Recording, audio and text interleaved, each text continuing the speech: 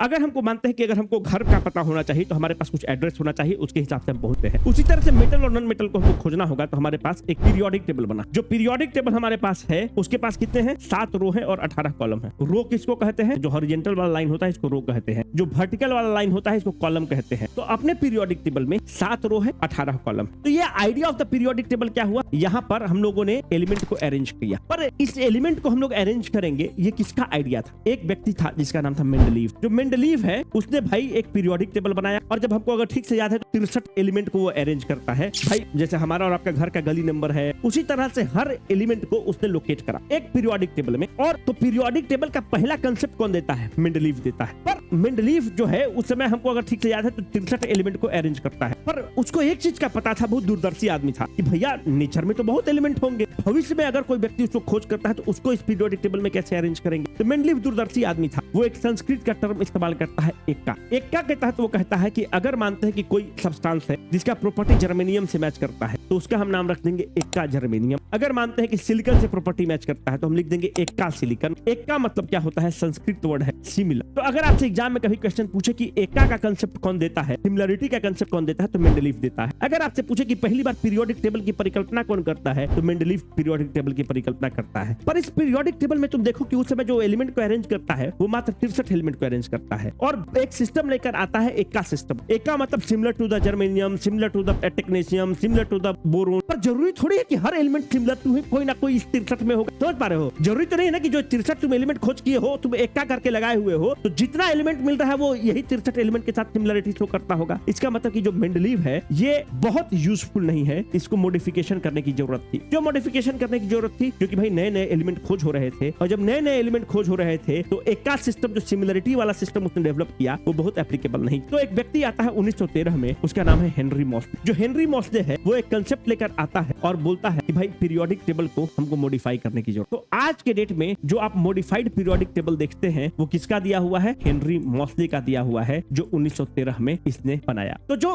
Modified periodic table है, it is the modified version of the Mendeleev periodic table. ये है Mendeleev. तो अगर एग्जाम में आपसे क्वेश्चन पूछता है कि पीरियोडिक टेबल क्या है, तो भाई पीरियोडिक टेबल वो जगह है जहां पर हमने एलिमेंट को अरेंज किया है। आज का जो प्रेजेंट पीरियोडिक टेबल है ये किसके कॉन्सेप्ट पर बेस्ड है? तो हेनरी मॉसले के कॉन्सेप्ट पर बेस्ड है।